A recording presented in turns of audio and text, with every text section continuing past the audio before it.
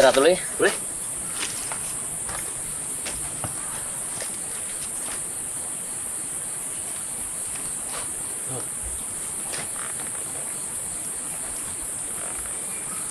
Kali ini kita mau apa nih?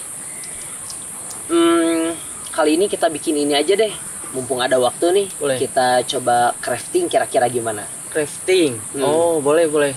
Nah, kita coba crafting dari bahan-bahan yang ada di sini. Nanti kita cek. Kan tadi kebetulan ini kayak dipegang nih. Oh iya. Ada ide juga, ada tali Ada nih. tali. Kira-kira dari tali ini dan juga dari bahan-bahan yang ada di area sini, kita membuat satu benda gitu ya, crafting. Dan nanti kira-kira bakalan jadi apa nih hasil dari benda ini. Oh, boleh. Penasaran bagaimana kelanjutannya? Ikutin terus kita berdua. Boleh. Yuk. Ya.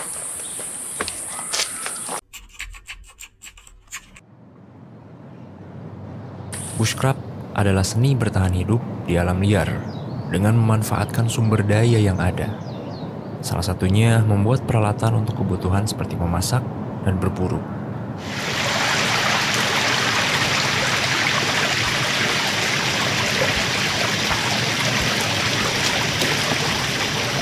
Oke teman-teman, kali ini saya menuju ke sungai ya. Nah, kali ini saya akan mencari salah satu bahan yang ada di sungai ini. Salah satunya batu.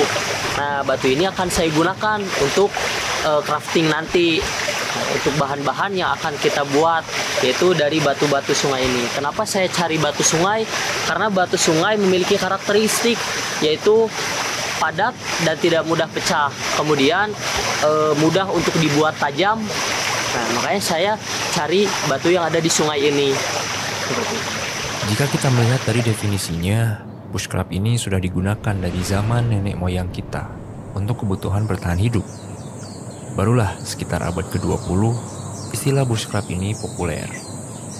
Morse Kochanski adalah salah seorang pakar kegiatan alam bebas yang sekaligus mempopulerkan sebuah kalimat. Semakin banyak kita tahu, semakin sedikit yang kita ambil.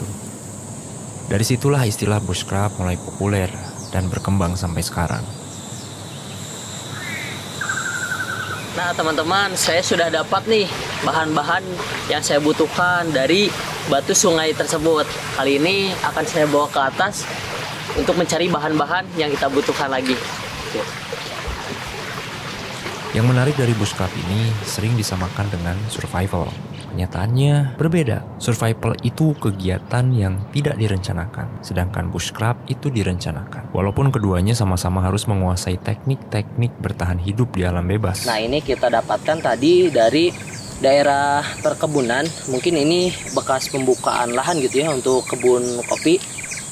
Dan dirasa ini cukup kuat dan juga diameternya dia agak lebar untuk nanti penempatan si batunya. Di era modern ini banyak pelaku bushcraft seperti Ray Mears, Joe Robin, McHugh Bushcraft, atau bahkan Morse Kochanski itu sendiri, yang mana kita bisa belajar bagaimana cara bushcraft yang benar. Di Indonesia, kegiatan bushcraft ini baru dikenal banyak orang dalam beberapa waktu ke belakang ini, karena semakin banyaknya channel YouTube yang membahas dan juga mempraktikkan bushcraft ini. Tentunya ini bisa menjadi pilihan untuk kita belajar dan mudah menggunakan bahasa Indonesia. Perkembangan bushcraft akan semakin pesat, di mana semakin marak orang-orang di media sosial, khususnya mereka yang senang berkegiatan di alam bebas, perlahan mempopulerkan bushcraft ini. Dan semakin banyak juga orang yang tahu. Itu artinya, orang-orang merasa ini adalah hal yang harus dipelajari. Nah, tombaknya sudah jadi, saatnya kita tes nih. Gimana? Mas berfungsi atau enggak nih tombaknya? Oke, kita coba dulu ya. Boleh. Gimana? Bisa? Dewasa ini akan terus berkembang, khususnya di Indonesia. Dan kami mulai tertarik dengan dunia bushcraft ini untuk kami pelajari. Bushcraft ini bukan cuman sekedar keahlian untuk segelintir orang yang mempraktikannya di hutan, tapi semua orang perlu mempelajari teknik ini untuk dipraktikkan di kehidupan sehari-hari. Memang mempraktikkan bushcraft itu tidak mudah, teman-teman. Seperti tombak yang kami buat ini, kami coba lemparkan dengan target pohon pisang bisa menancap sempurna. Tapi jika ini digunakan untuk berburu hewan, bukannya tumbang, tapi malah balik menyerang. Dari sini kami perlahan belajar dan akan terus mencari pengalaman, karena guru paling baik itu adalah pengalaman.